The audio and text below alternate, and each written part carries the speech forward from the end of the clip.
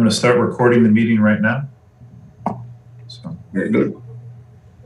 For full disclosure, the meeting is now being recorded and being broadcast live on YouTube. So, okay. Any additions or changes to the agenda? Any additions or changes, Jim? No. I'd like to just do a roll call to see who we have representing each agency, though, for voting purposes. Okay. Okay. Regional Planning Board, I don't believe they're on. Centro, I think I have Brian, EJ, and Chris. Is that correct? Correct. City of Syracuse, Common Council, I have Joe Driscoll. Yes. Office of the Mayor, I have Corey Driscoll Dunham. I don't believe I have Empire State Development on. Yeah. Center State CEO, I have Jared, and that's someone else from Center State on? Okay. New York State DEC, I don't believe they were participating today. DOT, I have Dave Smith and Mark Frechette. New York State Thruway Authority, I have Jaron George. Onondaga County, we have Odine Dyer, right? Onondaga County Legislature, do we have anyone from the Onondaga County Legislature on? I'm missing Mr. Knapp is connecting right now. Mr. Knapp, you're connected? Yes, I am. All right. So I'm very young because I know everybody wants to see me. All right. So County Legislature, County Planning Board, Dan Kwasnowski is representing the Planning Board, and City Planning Commission has said they will not be on the meeting today. So that's our members in attendance. Okay. So no changes to the agenda that was sent out? No. We'll go and ask for a motion to approve the September 23rd meeting minutes. So moved, Dave Knapp. Dave Knapp, second. Second. Joe Driscoll. Mr. Driscoll, thank you. All in favor? Aye. Aye.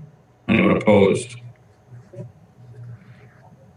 All right, communications and report 2021 UPWP status report. Yeah, enclosed is your monthly status report for the SMTC. But later on the agenda, we have the full program summary from this past year, as well as the program projected for next year. So I'm not going to go through this monthly summary because a lot of it will be hit up and later. But it's there for you to peruse. If you read it ahead of time and have any questions, I'll happily answer it. If you read it later and want to give me a call and ask any questions, I'll be available.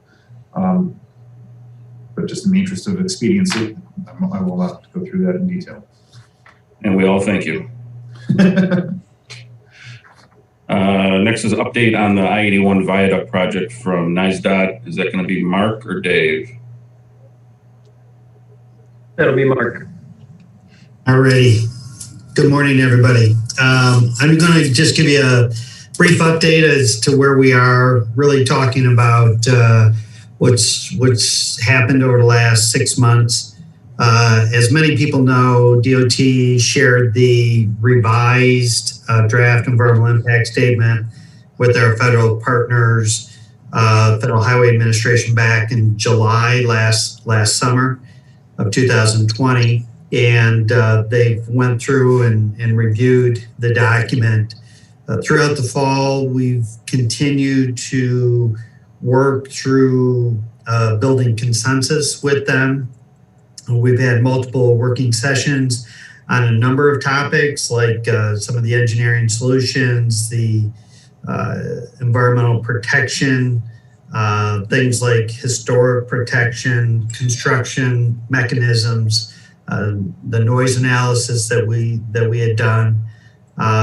We also had over 1,000 comments received from the public in 2019 due to all the public outreach that we held. And ultimately, the goal for us is to get both agencies, the state DOT and the Federal Highway Administration, in agreement with the language that's in the draft environmental impact statement, so that it can be shared with the public. Once shared with the public, which is called the Notice of Availability, DOT will host a public hearing We need to host that public hearing within a few weeks of releasing that document. The reason that is because the 45-day time period starts once we release the document to the public. We will, as the department has in the past, follow up with neighborhood meetings. Because the project is so spread out, not only will we hold a public hearing, we'll get out, have multiple meetings in the city and also multiple meetings in the suburbs. The one thing that is at play right now is we will not be able to host a public hearing in person until it is really safe to do so due to the COVID issue that we're all dealing with. We do know and we are planning for a virtual component also to be able to reach people who will not feel comfortable with attending a public hearing. That will be a component of that. This meeting, the hearing, is probably the biggest public meeting that gets held during a project's process. It will be similar to the open house that we had in June of 2019, where we had over 900 people attended that meeting. The major benefit of hosting a public hearing is really to educate the public on all of the components included within the DEIS. It's a very complicated project with over 50 bridges included in it and miles and miles of interstate reconstruction. So DOT continues to work on evolving our alternatives, both for the our recommended alternative, the community grid, and also the viaduct replacement, which remains a solution also.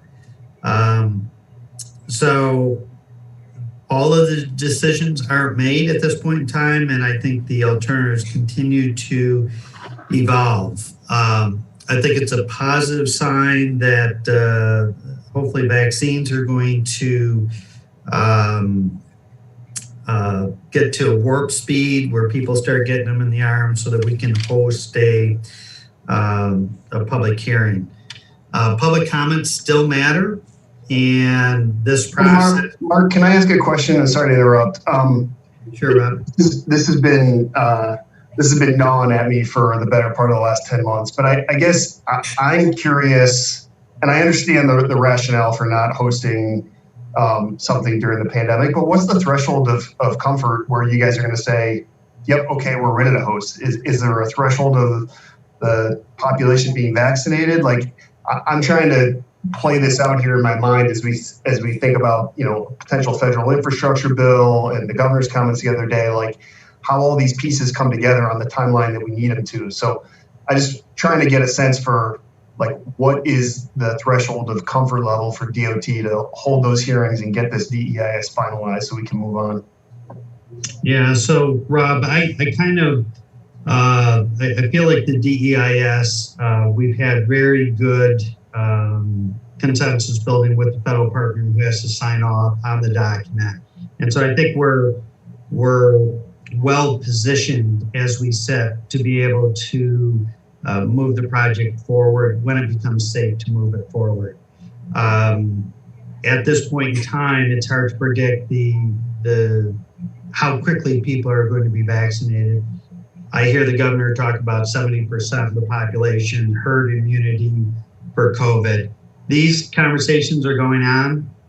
Our conversations with FHWA has led to needing a virtual component. I think that if we only went to a virtual component, I have concerns about reaching all of the people who really need to hear. People who don't have the equipment, people who don't have Wi-Fi, people who don't have computers. So it's something hard to predict. But to try to answer your question, DOT wants to move forward sooner rather than later. And we need to Everybody heard the governor mention that shovels in the ground in 2022. We want to see the project move forward, and this next stage is critical to put us in a position to be there. So I can't tell you when that public hearing is going to be, but that is what we're working towards. So to the rest of the group, I just want people to realize that this isn't the only thing that DOT is working on related to the project. We continue to engage the community virtually as best we can. We've had a number of people, numerous individuals from DOT participating in Syracuse's Big Table Jobs Initiative. We have stakeholder engagement with various different groups. We're communicating on a number of platforms like Zoom and Microsoft Teams and so forth.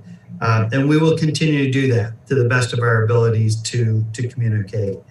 That's kind of where we're at right now. I wish I could tell you a perfect solution as to when that public hearing is and when the notice of availability would be for the document.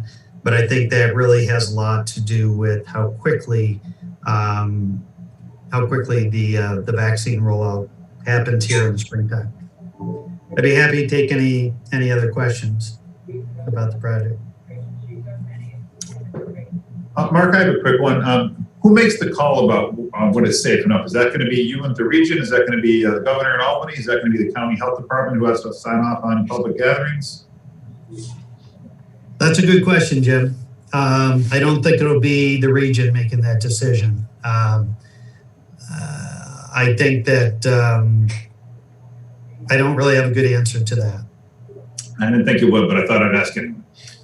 Yeah, the only thing, Jim, that I would add is that, I don't think you could identify one individual who would make that decision unless it were the governor himself, of course. But absent that, I think it'll be a larger decision that's made, with consultation from several different parties in order to make that determination.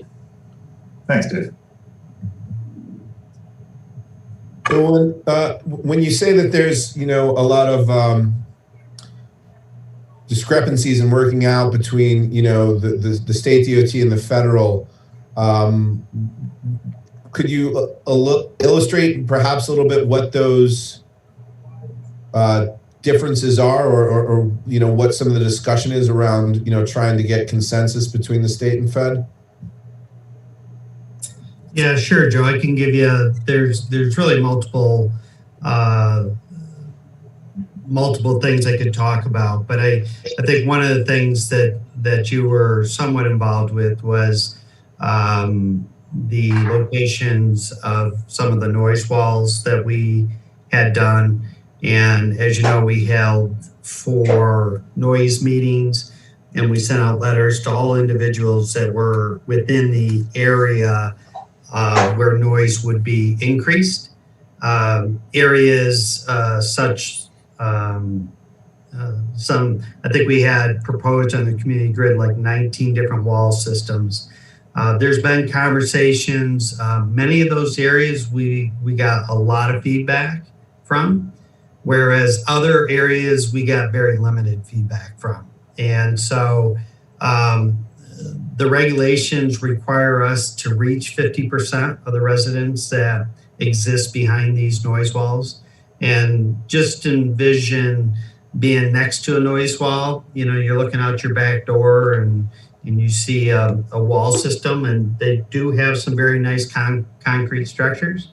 But every individual looks at that differently. Some people would say, I don't want to block my view shed, and others would say, I don't want to hear the traffic, or I want to minimize the traffic noise. So we made recommendations. DOT's willing to build them, and we're willing to not build them.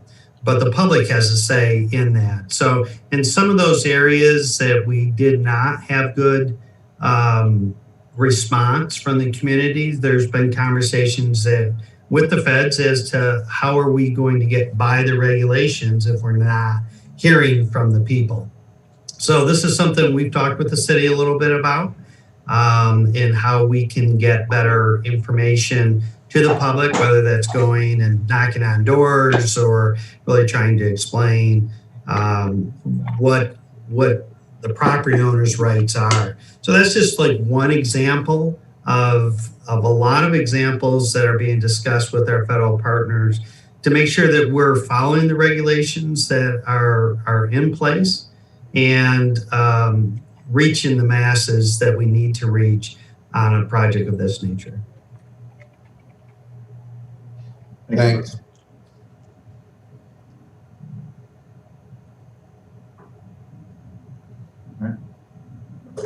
Mark, that's your whole update? Yep, I'm all set.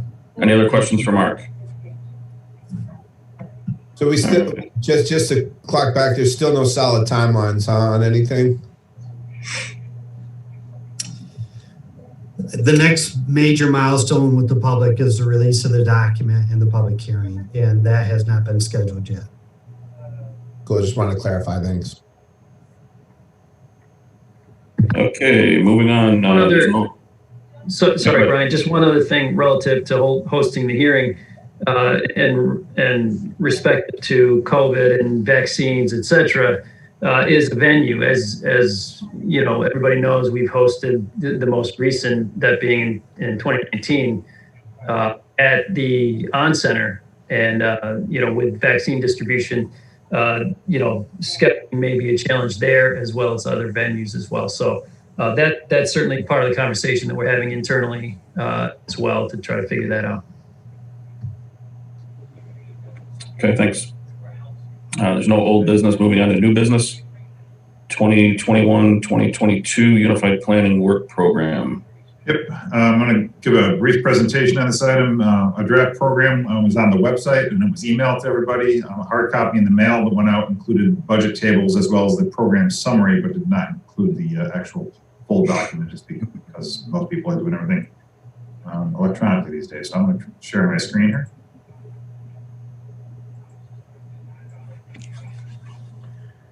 I assume that's working correctly.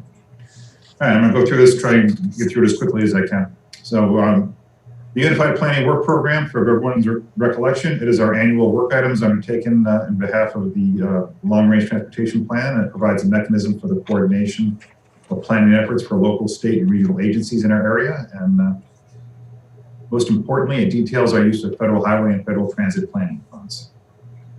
So quickly going over accomplishments for the past fiscal year. Back in September, we approved some significant items, the Long Range Transportation Plan update, which is good for 5 years, or until we have to update it for I-81, which will hopefully be first.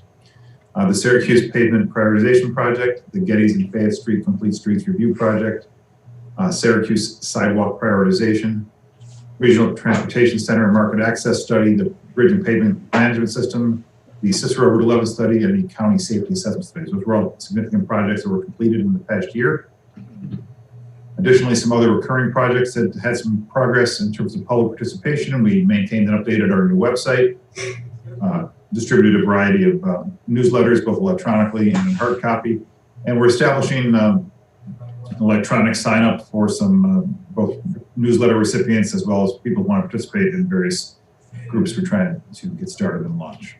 In terms of geographic information systems, we assisted the Regional Planning Board with their stormwater project, as well as SOCPA, the Regional Planning Board, with the Empire State Trail Economic Opportunities Plan they're developing, as well as various other items. Bike and ped planning, we had both a hard copy bike map that has been generated that we've sent out to bike stores. And if any of you want any copies of the bike map, you can have them. I know that this isn't really the time in history for giving out lots of hard copy items, so we have more than we need right now. We do have an interactive electronic version on our website that is accessible for people who want to have an electronic version. This is our second consecutive year providing pavement ratings for the entire city of Syracuse. So every road in the city of Syracuse was rated by the SMTC for a second year in a row. That data has been entered into GIS and will be made available online for everybody through the city's portal. Can I ask you a quick question there? Yeah, sure. So when you say the second year in a row, was that, so that was 100% covered both years? And Correct. Is that plan to continue? Is there an advantage in doing it annually? The advantage of doing it annually is that we can see the improvements that are occurring through financial investments and the degradation of the infrastructure over time when investments are not made. So yeah, the plan from working with the city of Syracuse is you've asked us to do that annually, and we're going to do it annually until you tell us otherwise. Great, that's awesome. Thank you. You're welcome. Similarly, we started off a similar program for city sidewalks. This originally was going to be a partnership with the city of Syracuse and an army of interns, but that army of interns didn't materialize at the city of Syracuse because of the COVID and the financial issues and everything associated with that. So SMTC kind of took that on ourselves with just a couple of interns. So we weren't able to make the kind of progress numerically that we wanted to. But we were still able to do several neighborhoods in the city and approximately 155 miles of sidewalk for the city of Syracuse that were walked by SMTC folks over the summertime. And we're going to continue that pilot in the summer of 2021 after talking to the city of Syracuse. They seem pretty happy with the results to date. We have a process that we know works, and we can go ahead and do that. Again, I mentioned before that we've been assisting the county with their Empire State Trail Economic Opportunities Plan. For the fourth year of our comprehensive city and county count program. It's been a weird year for doing counts because traffic is just not what traffic normally is this year, but we are still doing counts this year. Those all have a giant asterisk next to them that says that the travel patterns for this year were just not what they normally would be.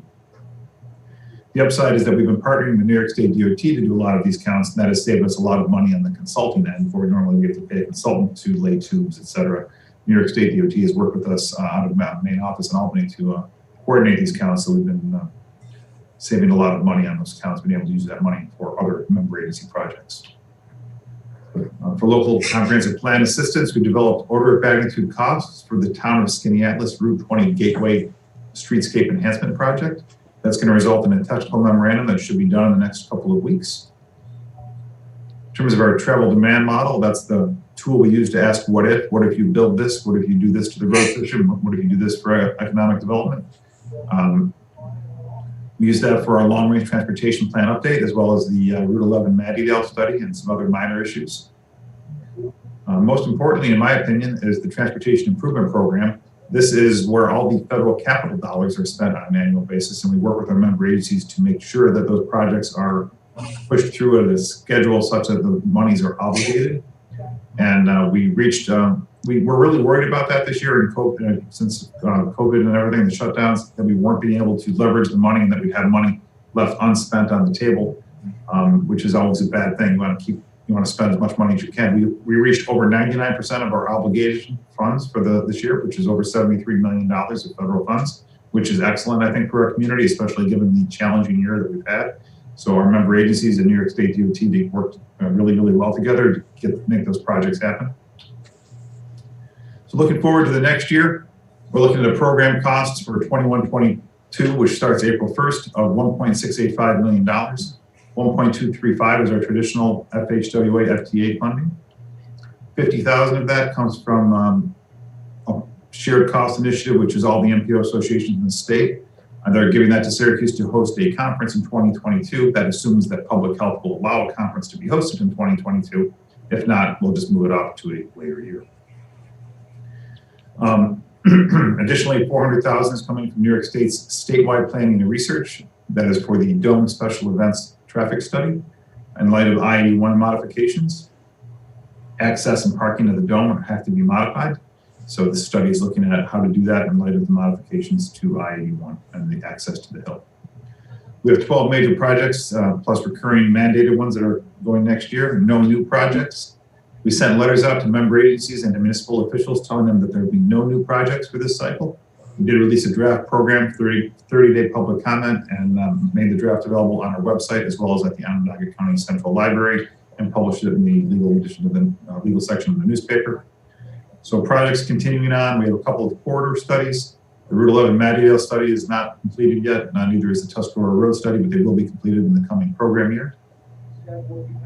4 bike ped focused studies. Village of Banlieue Center, safety study, CMY Recreational Heritage Trail Plan, Village of Skaneateles Pedestrian and Safety Access, and the Syracuse Sidewalk Planning as well. We have 3 safety studies. The safety assessment and analysis, we did the county last year, so this year is going to be the city of Syracuse, and that's actually well underway already. The Syracuse School Loading Zone study and the Syracuse Safe Routes to School manual that's being created. We have 3 transportation management and operations projects. The joint TMC co-location project, which is looking at potentially locating the city, the state, and hopefully the county under one roof eventually down the road for TMC operations. As mentioned, the Dome Traffic Management Event Strategic Plan, and the Syracuse Residential Parking Permit Study. In terms of community engagement, in support of our long-range transportation plan, we're going to restart our active transportation forum. It used to be called the Bicycle Pedestrian Community Interest Group, but we're kind of opening up to all forms of active transportation now. And we're going to start that virtually. It's going to be started in a couple of weeks. And we have a couple other groups we're going to try and start. One is about access to jobs, to make sure that we're fully aware of how transportation limitations might limit community access to jobs, so that we have everything in place and all the community members talking on such topics to make sure that that impediment is minimized as much as possible, as well as regional vehicular mobility. That came out of comments actually from I think David Knapp on this last time we met. He was talking about trying to engage the community better on normal vehicular transportation mobility issues the community might have, instead of so much on focused issues that community advocacy groups might have. So we're going to try and launch that as well, and we think we'll be able to do that in the coming months. So listed on the screen is the entire work program. Everything in white is our mandated and routine activities. Everything in blue is new program items or program items that are still in progress for this coming year. Looking at a program budget of $1.235 million, which matches our expected revenue. That budget does not include the $400,000 for the dome study, as I mentioned, or the $50,000 for the conference we'll be hosting. Those separate funding sources. So that's as quick as I can get through our program update. So I'll answer any questions if anybody has on that.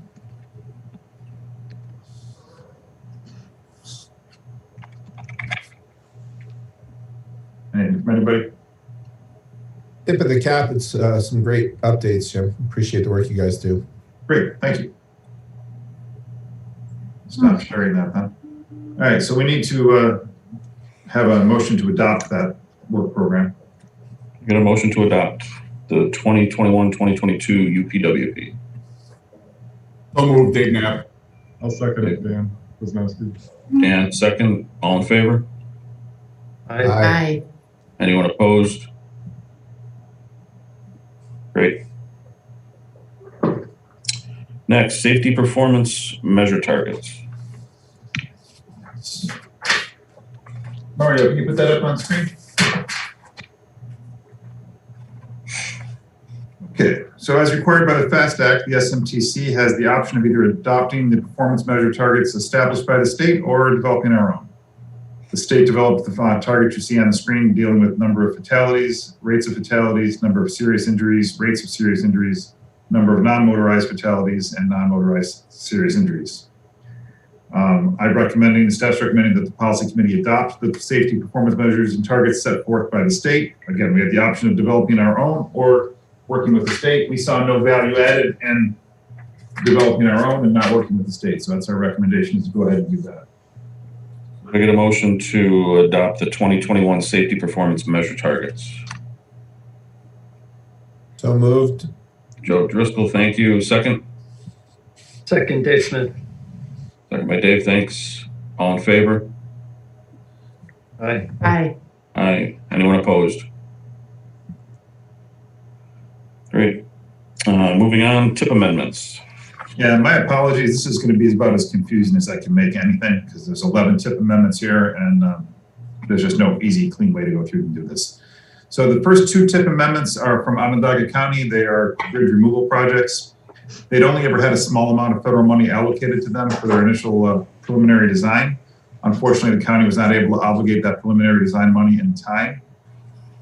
And no other federal money was ever programmed to these projects.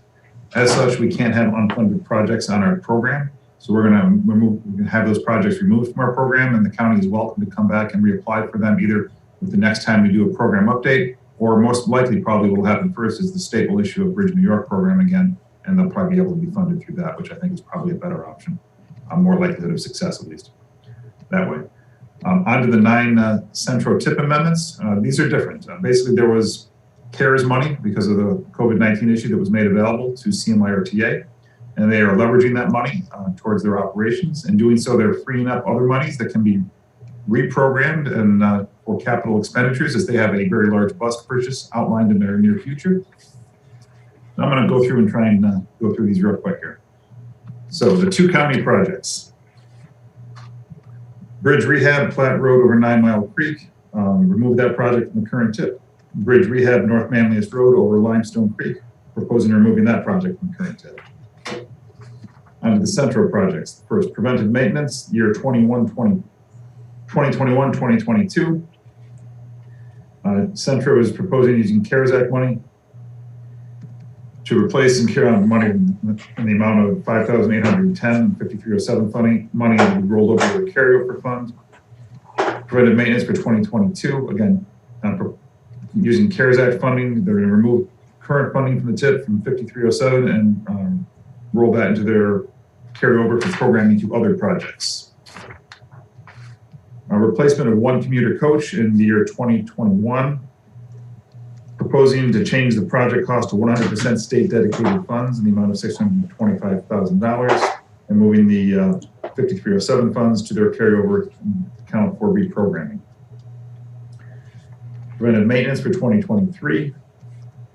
Centro is proposing to increase the project cost by a little over $1 million, and that offset is provided by their carryover account. Preventive maintenance for 2024, proposing to increase the project cost by $850,000. Again, the offsets provided by their carryover account. The procurement of 18 40-foot CNG fueled buses in the fiscal year 21-22. CMYRTA is proposing to decrease that funding by about $500,000, and Section 5339 funds moved into the carryover account as a result. Procure 56 40-foot CNG buses for 2023-2024, proposing to increase the number of buses from 56 buses to 64 buses. Project cost increasing by 1.4 million. SDF reduces by 12 million. 10,300,000 federal Section 5307 funds are reprogrammed for this project, and offsets provided by all those carryover funds I went through earlier. We have an addition of a new project, a maintenance facility at CMYRTA, proposing to add a new project for maintenance, 800,000, 5307, provided from the carryover funds. And lastly, contactless fare collection, a new project for CMYRTA, 655,000, provided by CARES Act funding directly. So I'm not going to pretend that that was all anything anyone understood, but I had to go through and read it anyway. EJ Moses from Centro is on to explain in detail what the heck I just said. If anyone has any questions, I encourage you to ask him. Yeah, could we just go back to the first 2 county ones again? I didn't quite understand the reason those 2 county tip ones had to be. Could you go through that again really quickly? Yeah, sure. Those projects were only funded for their. There's multiple phases to a project, and those projects were programmed for a couple of years ago and only had their initial design phase funded. We never had funding for their future for any of the phases, and they didn't meet their obligation deadline for that design phase, and so and they never were able. So there was never any federal funding. The hope was that additional federal funding would be available in the future if they got that design phase going and they could keep the project going. Additional federal funding never became available. They never advanced the design phase, so we basically have an unfunded project and no way to get it done right now. So with that in mind, we can't. That's contrary to physical constraint. So we have to remove that project from our program. Gotcha. Understood. And so, yeah, I personally, I don't know about anybody else. I would be interested from hearing from Mr. Moses about translating some of that to more layman's terms about what's what capital investments we're going to be making and what's where that CARES money's moving. Sure. So we received a little over $21.3 million in CARES Act funds, which is primarily for operations. which allowed us to move our preventive maintenance that we had through the 5307 program out to later years for a large bus purchase we have in 2024, primarily to replace 64 vehicles in our fleet. So with the influx of the CARES Act money, it allowed us to take those funds from the current years and move them out to an outer year, pay for that large bus purchase. And that is basically the whole shift of all those 9 TIP amendments. But I can get into more detail if you would like.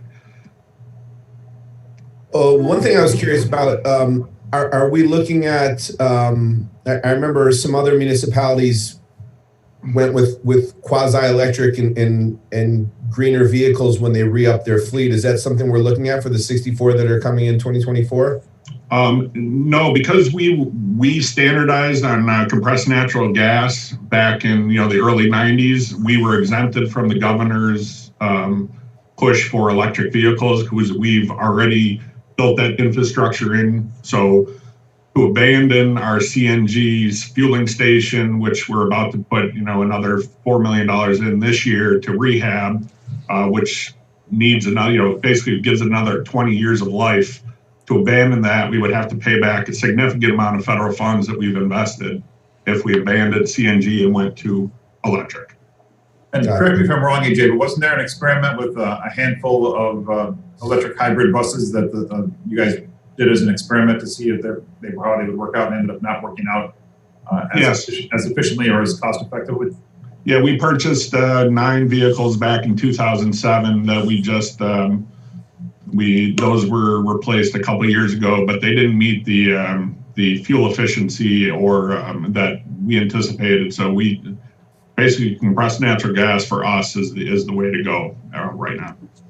So those are hybrid diesel electric. So they still have the diesel component that wouldn't meet the governor's standard. Right. Thanks for the clarification. Any other questions on the TIP amendments? Yeah, there's a question about, can you hear me? Yep. There's a question or a piece in there about contactless payment. Could you go into that in a little bit more detail? Yeah, we're going, go ahead. No, go ahead, Brian. We're going to an add-on component to our fare boxes that are going to allow contactless mobile payment. So you can download an app and then just swipe your phone as you get on. You can purchase fare media right at the fare box. You can take care of everything now on an app. If somebody doesn't want to download the app, if they're like a once or twice a year rider, maybe they utilize it at the fair or something like that, they can use Google Pay or Apple Pay as well.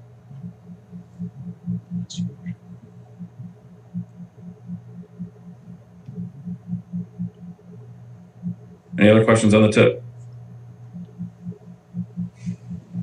All right, I need a motion to approve the TIP amendments. We can do them all at once, right, Jim? Correct. You will make a motion. Odine, thank you. Second? Second. Joe Driscoll, thank you. All in favor? Aye. Aye. Anyone opposed? Jim, do you want to address at all the announcement for public comment period that was in the packet? Yep.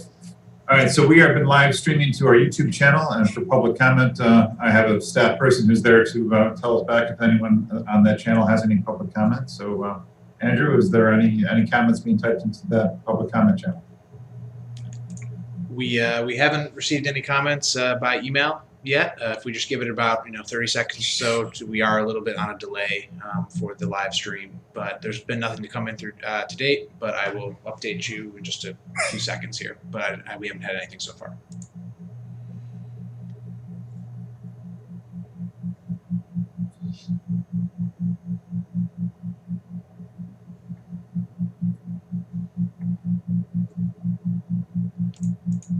Yeah, I think we are all set, and just as a reminder, anytime there's any sort of public comment, you can always reach us at contactus@smtcmpo.org. Thank you, Andrew. Okay. With that being said, we're all out of new business. Motion to adjourn. So moved, Dave Smith. By Dan, second by Dave. All in favor? Aye. Aye. Anyone opposed? Thank you, everyone. Brian and Dave, before you jump off, just a reminder, Brian, if you can sign there's several resolutions for the TIP amendments as well as the UPWP and the safety targets. And if you could sign those, and then we'll have Mr. Smith sign him as well, and then we can get those processed. Yeah, so I went through and signed as they're being approved. Are you, scan copies okay? Any way you want to do it, scanned, electronic. All right, I'll scan them and email them to Dave right now. All right, whatever works easiest for you. All right, thanks.